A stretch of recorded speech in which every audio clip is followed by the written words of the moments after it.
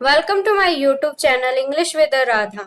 आई am Radha Sharma. आज अपन बात करेंगे फ्रेजेस एंड क्लोजेस की। अपना लास्ट प्रीवियस 2 वीडियोस में बात की थी सेंटेंस के बारे में। क्या था सेंटेंस में, अपनों ने क्या क्या बात कर ली थी। सेंटेंस होते क्या है, सेंटेंस के टाइप कौन से होते हैं, सेंटेंस के पार्ट कौन से होते हैं, अफर्मेटिव सेंटेंसेस को इंटेरोगेटिव कैसे बनाते हैं, अफर्मेटिव सेंटेंसेस को नेगेटिव सेंटेंसेस कैसे बनाते हैं, इंटेरोगेटिव को इंटेरोगेटिव नेगेटिव में कैसे चेंज करते हैं, इंटेरोगेटिव नेगेटिव को 2 वेज से लिखा जा सकता है, वो पढ़ा था। और अपनों ने ये पढ़ा था कि गिवन आंसर से क्वेश्चन कैसे पुट करें, ये सब पढ़ा था। और आज अपन बात करेंगे फ्रेजेस क्लोजेस की, जो कि सेंटेंस का ही एक हिस्सा है। फ्रेजेस और क्लोजेस से ही सेंटेंस बना है। तो आज अपन बात करते हैं फ्रेजेस एंड क्लोजेस की, जिसमें अपन सबसे पहले बात करेंगे फ्रेजेस की। फ्रेजेस क्या होते हैं? The phrases is a group of words that make sense but does not make a complete sense. The phrases of a group of words that make sense but does not make complete sense. जो phrases होते हैं वो group of words होते हैं जिनका कोई sense होता है लेकिन एक कंप्लीट सेंस नहीं होता। हम ठीक है, एग्जांपल देखते हैं। A noble soul, a bunch of flower under a tree. Noble soul एक अच्छी आत्मा, क्या इसका कंप्लीट मीनिंग निकल रहा है? नहीं। तो ये क्या एक फ्रेज है। बंच ऑफ फ्लावर, फूलों का गुच्छा, क्या फूलों का गुच्छा कोई कंप्लीट मतलब निकल रहा है? सेंस है लेकिन कंप्लीट सेंस नहीं है। तो ये फ्रेजेस हैं। अंडर ट्री, ट्री के नीचे, पेड़ के नीचे, क्या पेड़ के नीचे? कंप्लीट सेंस मिला? नहीं मिला। तो ये क्या है? फ्रेजेस हैं। तो जो फ्रेजेस है उनके काइंड्स देखते हैं। Noun phrases, adjective phrases, adverb phrases. अब नाउन फ्रेजेस क्या होते हैं? पहले तो ये अपने को ये जानने की जरूरत है कि नाउन क्या होता है। नाउन क्या होता है? सिंपल सी बात है,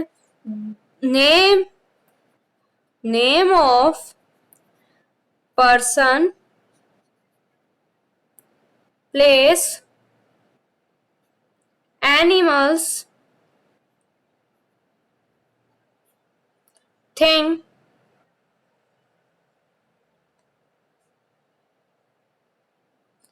और feelings is known as noun. जो पर्सन, प्लेस, एनिमल्स, थिंग, किसी भी चीज का जो नाम होगा वो क्या होंगे? नाउन्स होंगे, नेम होंगे इन सब चीजों के, तो वो क्या होंगे? नाउन्स होंगे। अब नाउन फ्रेजेस क्या कहते हैं? नाउन फ्रेजेस ये बोलते हैं, a phrase that act as a noun in a sentence is called a noun phrases. कि जो फ्रेजेस एज एक्ट करते हैं, नाउन की तरह एक्ट करते हैं एक सेंटेंस के अंदर, तो वो नाउन फ्रेजेस होते हैं। I love reading comics, I love reading comics, यहाँ हाईलाइट रीडिंग कॉमिक्स को किया गया है। तो कॉमिक्स क्या है? नाउन है, एक बुक का, एक थिंग है। तो ये क्या है? नाउन फ्रेजेस है। To come late is a bad, late आना बुरा है। कम लेट को हाईलाइट किया, तो कम लेट क्या है? कम लेट न तो कोई पर्सन है, न कोई एनिमल्स है, न कोई प्लेस है, न कोई थिंग। एक फीलिंग है जिसे फील कर सकते हैं, जिसे टच नहीं कर सकते बट थिंक कर सकते हैं, माइंड कर सकते हैं। ठीक है, तो ये नाउन है, फ्रेजेस है। तो इसे से एक बात बोली है रिमेम्बरिंग के लिए कि a noun or a pronoun is the main word in a noun phrases.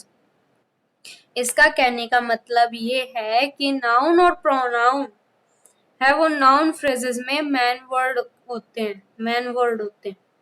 Okay, आगे चलते हैं। आगे अपन बात करते हैं एडजेक्टिव फ्रेजेस की। एडजेक्टिव फ्रेजेस क्या होते हैं? सॉरी बट ये थोड़ी पिक ब्लर आ गई है, कोई बात नहीं, अपन इसी ब्लर पिक से ही काम चला लेंगे। वैसे ही मैं सारा बोल तो रही हूँ। एडजेक्टिव क्लोज, एडजेक्टिव क्लोज को पढ़ने से पहले अपने को ये पता होना चाहिए कि एडजेक्टिव होता क्या है। Adjective, the word that used to add something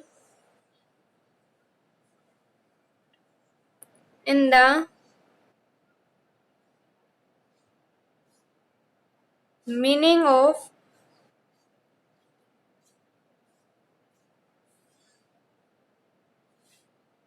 noun। जो वो वर्ड जो यूज किए जाते हैं नाउन की मीनिंग में कुछ ऐड करने के लिए वो एडजेक्टिव होते हैं। तो एडजेक्टिव फ्रेजेस क्या बोलता है? एडजेक्टिव फ्रेजेस ये बोलता है phrases that act as an adjective in a sentence is called an adjective phrases. वो फ्रेजेस एक्ट करते हैं as a adjective in a sentence, वो एडजेक्टिव फ्रेजेस होते हैं। जैसे शी इज ए काइंड और she is a woman of kind nature, ये woman एक काइंड नेचर की है, तो वो मैन की उस वुमेन की क्वालिटी बताइए, यहाँ एडजेक्टिव है ये, ठीक है। तो और देखते हैं these work are made of stone, these walls are made of stone, ये दीवार स्टोन से बनी है। तो उस दीवार की क्वालिटी बनाई बताइए कि किससे बनी है, रबर से बनी है कि किससे बनी है, किससे बनी है, स्टोन से बनी है। तो ये क्या एक एडजेक्टिव क्लोज है। इसमें भी रिमेम्बरिंग के लिए बोला गया है, तो इसमें रिमेम्बरिंग के लिए क्या बोला है? An adjective. An adjective is the man word in an adjective phrases. जो एडजेक्टिव्स है वो मैन वर्ड होते हैं एन एडजेक्टिव फ्रेजेस में। आगे अपन बात करेंगे एडवर्ब फ्रेजेस की। अब एडवर्ब फ्रेजेस क्या होते हैं? एडवर्ब फ्रेजेस को पढ़ने से पहले अपने ये पता होना चाहिए कि एडवर्ब्स क्या होते हैं। एडवर्ब्स क्या होते हैं? तो एडवर्ब्स क्या होता है? The words that used to add something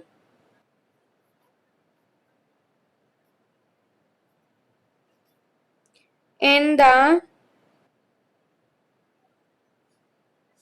meaning of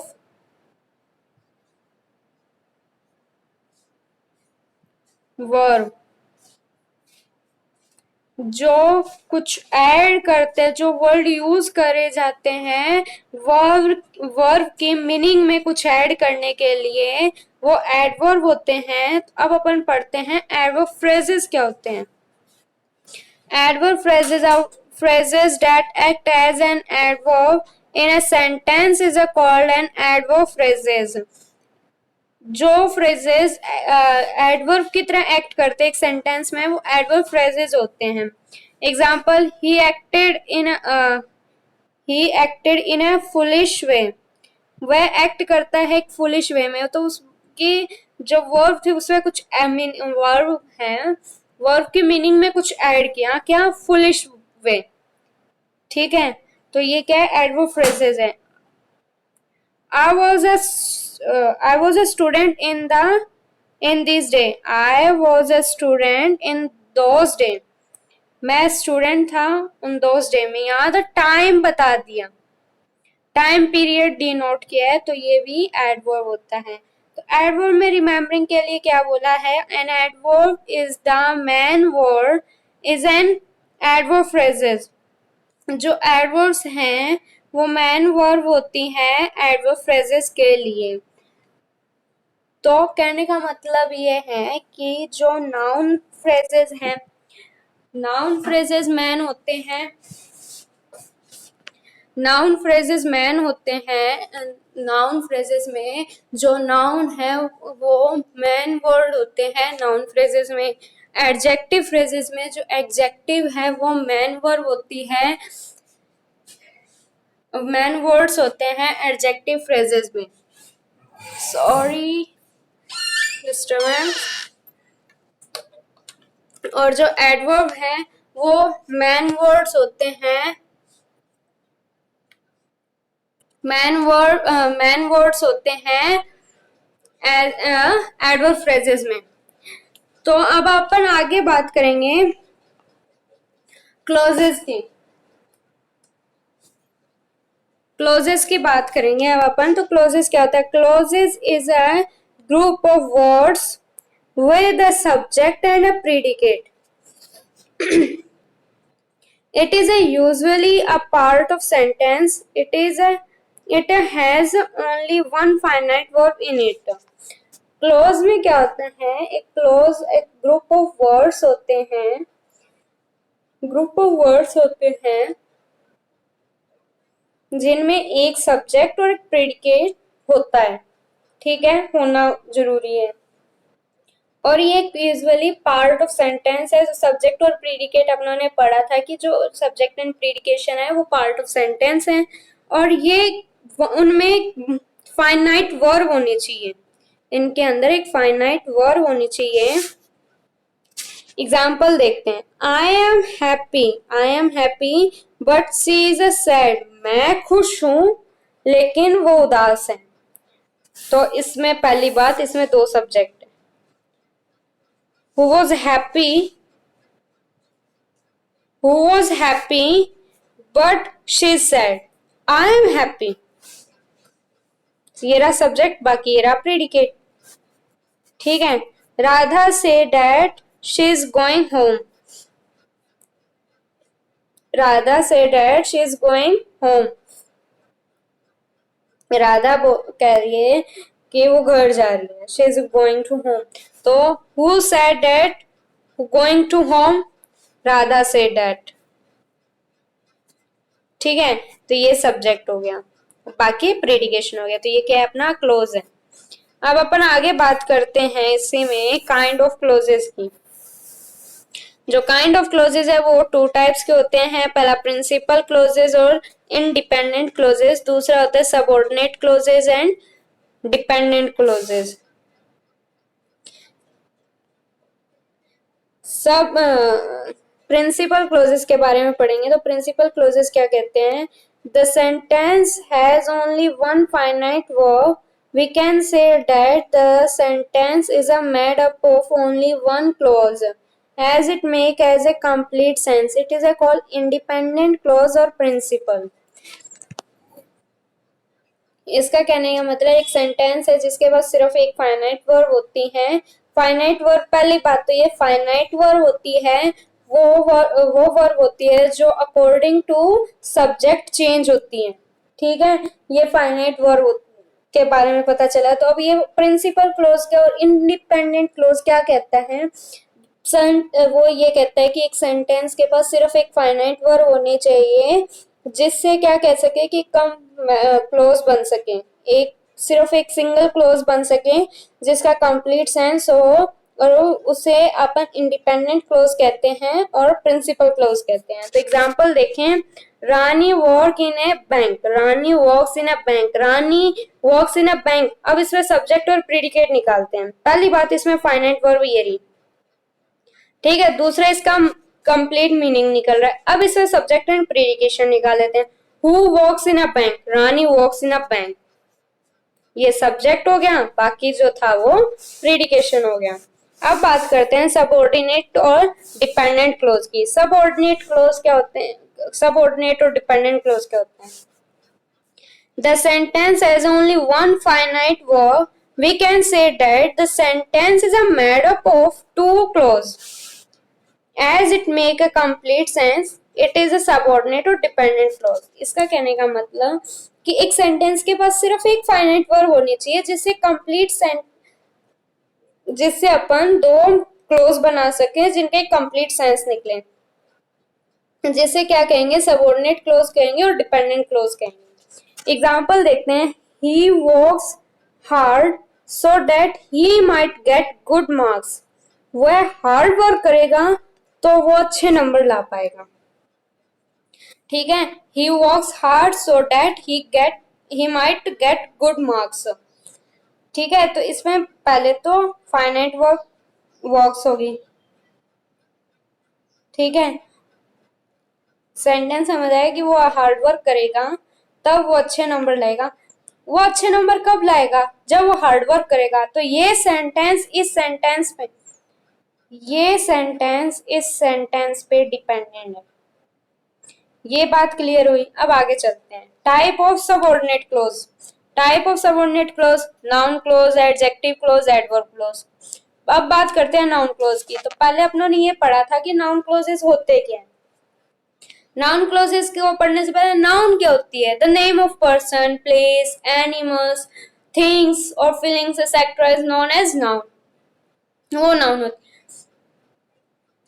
होती है। अब अपन बात करेंगे कि नाउन क्लोजेस क्या होते हैं। A noun clauses does the work of a noun in a sentence. A noun clauses does the work of a noun in a sentence। Noun work clauses है वो वर्क करेंगे एज एन नाउन का काम करेंगे एक sentence में। A noun clause usually begin with how, that, what, when, where, which, when, who, etc. It can act as the subject, the object, or the complement to the verb or the subject of the proposition in a sentence। इसका कहने का मतलब है कि जो noun closes है वो work करेगा नाउन का एक सेंटेंस में, और जो नाउन क्लोजेज है वो बिगिन होगा mostly how, that, what, when, where, which, how, whom, whom, who, etcetera से। और इट कैन एज ए, वो क्या हो सकते हैं? सब्जेक्ट हो सकते हैं, ऑब्जेक्ट भी हो सकता है, कॉम्प्लीमेंट्री हो सकता, कॉम्प्लीमेंट टू द वर्ब हो सकता है, और ऑब्जेक्ट ऑफ द प्रीपोजिशन हो सकता है एक सेंटेंस में। ठीक है, तो एग्जांपल देखते हैं अब इसका। That he is a cheat, that he is a cheat is known to all. उसने, वो चीटिंग करता है, ये सब जानते हैं। ठीक है, तो इसमें डैट, ये क्या है? इतना क्या है? That he is a cheat, ये क्या है? नाउन क्लोज है जो किससे बिगिन हो रहा है? डैट से। He is a what God has made him, ये क्या है? इसे गॉड ने जो बनाया। तो इसमें what God has made him क्या है? एक नाउन क्लोज है जो किससे बिगिन हो रहा है? व्हाट से बिगिन हो रहा है। अब बात करते हैं अपन एडजेक्टिव क्लोज की। एडजेक्टिव क्लोज पढ़ने से पहले अपनों ने ये जरूर पढ़ा था कि एडजेक्टिव होते क्या हैं। एडजेक्टिव क्या होते हैं? The word that is used to add something in the meaning of noun. जो नाउन की मीनिंग में कुछ ऐड करते हैं वो एडजेक्टिव क्लोज होते हैं। ठीक है, तो अब अपन एडजेक्टिव होते हैं। अब बात करते हैं एडजेक्टिव क्लोज क्या होते हैं। An adjective close does the work of N adjective in a sentence. जो एडजेक्टिव क्लोज है वो वर्क करेंगे एक सेंटेंस में एडजेक्टिव का, जो जनरली बिगिन किससे होंगे? With that, why, which, whom, whose, etcetera से बिगिन होंगे। ठीक है, अब अपन आगे चलते हैं, इसके एग्जाम्पल देखते हैं। He lives in the house that his uncle built। जो उसके अंकल ने बनाया था उस घर में वह रहते हैं। तो that his uncle built क्या है? एडजेक्टिव क्लोज है। Rana who is ill cannot come to school। Rana जो बीमार है वो स्कूल नहीं आएगा। हु इज इल क्या है? एडजेक्टिव क्लोज है। ठीक है, जो किससे बिगिन हो रहा है? हु से। ठीक है, अब बात करते हैं एडवर्ब क्लोज की। एडवर्ब क्लोज से पहले अपने को ये पता होना चाहिए एडवर्ब क्या होती है। एडवर्ब क्या होती है? The word that is used to add something in the meaning of verb. जो मीनिंग की वर्ब में कुछ ऐड करते हैं वो एडवर्ब होते हैं। और अब बात करते हैं एडवर्ब क्लोज क्या होते हैं। An adverb clause does the work of an adverb in a sentence. It usually begins with the because, if, while, as, when, although, as if, since, unless, until, etc. Adverb clauses work करते हैं adverb का इन एक sentence में, जो begin होते हैं because से, if से, while से, as से, when से, although से, as if से, since से, unless से, until से। तो अब अपन इसके एग्जांपल देखते हैं। he failed because he was careless। वह फेल हो गया क्यों? क्योंकि वह केयरलेस था। ठीक है, बिगिन किससे हुआ? बिकॉज से। ठीक है, रीजन मिल गया अपने को। तो ये क्या है? Adverb clause. Please take rest if you feel tired. तुम थकान फील कर रहे हो इसलिए तुम रेस्ट लो प्लीज। तो इसमें इफ से बिगिन हुआ है तो ये क्या अपना एडवर्ब क्लोज है। इतना समझ आया? आई होप कि आपको फ्रेजेस एंड क्लोजेस समझ आए होंगे। अब अपन बात करते हैं सब टाइप ऑफ सेंटेंसेस की। सब टाइप ऑफ सेंटेंसेस क्या है? सब टाइप ऑफ सेंटेंसेस है क्या क्या? पहले तो simple, compound sentence, simple sentence and complex sentence. अब सिंपल सेंटेंस क्या होते हैं? सीधी सी बात, a simple sentence is a one which has only one subject and one finite verb. वो सिंपल सेंटेंस सिर्फ वो होंगे जिनके अंदर सिर्फ एक सब्जेक्ट और एक फाइनाइट वर्ब होगी। ही वर्कड हार्ड, ये सब्जेक्ट, वर्कड क्या है? फाइनाइट वर्ब है। ठीक है, तो ये क्या, एक सिंपल सेंटेंस, इसके अंदर एक सब्जेक्ट और एक फाइनाइट वर्ब है। ठीक है, अब आगे बढ़ते हैं अपन, देखते हैं कंपाउंड सब्जेक्ट। कंपाउंड सब्जेक्ट बताया था आपको कि दो सिंगुलर सब्जेक्ट एंड से या कोई कंजक्शन से ज्वाइन होते हैं। ठीक है, तो वो क्या है? Compound subject.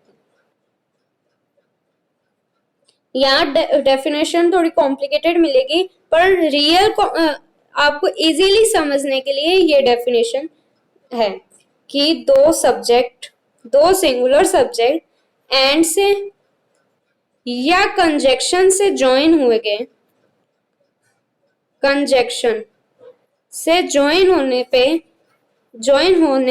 से एक सब्जेक्ट बनते हैं। दो सब्जेक्ट एंड से या कंजक्शन से ज्वाइन होने पे एक सब्जेक्ट बनाएगा। ठीक है, तो वो क्या होते हैं? कंपाउंड सब्जेक्ट होते हैं। ठीक है, सब्जेक्ट होते हैं। अब कंपाउंड सेंटेंस क्या होंगे? दो सिंगुलर क्लोजेस, दो क्लोजेस या दो से ज्यादा क्लोजेस, दो क्लोजेस या दो से ज्यादा clauses as a conjunction join होंगे, एज ए कंजक्शन ज्वाइन होंगे तो वो क्या होंगे? कंपाउंड सेंटेंसेस होंगे। और ये क्या फॉलो करते हैं? कंजक्शन को फॉलो करते हैं। जैसे night come on and rain fell heavy but we did not stop. रात आई, बारिश भी आई, लेकिन हम नहीं रुके। यहाँ दो कंजक्शन है, एंड और बट। ये क्या है? कंपाउंड सब्जेक्ट है, सॉरी कंपाउंड सेंटेंस। अब कॉम्प्लेक्स सेंटेंस क्या होते हैं? A complex sentence is a one which is made up of one principal clauses and one more subordinate clauses. Complex sentences किससे बनेंगे? जिसके पास एक प्रिंसिपल क्लोजेज होगा या और एक या एक से ज्यादा सबऑर्डिनेट क्लोज होगा। जैसे I do not know where he has gone. मैं नहीं जानता वह कहाँ गए हैं या गया है, वह कहाँ गया है या गया। ठीक है, तो ये अपने हो गए सेंटेंस कंप्लीट। होपफुली कि आप सबको सेंटेंस समझ आया होगा। अभी तक अगर आपने चैनल को सब्सक्राइब नहीं किया तो चैनल को सब्सक्राइब कर दें, बेल आइकन को टर्न ऑन कर दें, वीडियो को लाइक करना ना भूलें, शेयर करना ना भूलें और कमेंट करके बताएं कि वीडियो कैसा लगा। Thank you for today. और यहाँ अपना सेंटेंस कंप्लीट होता है।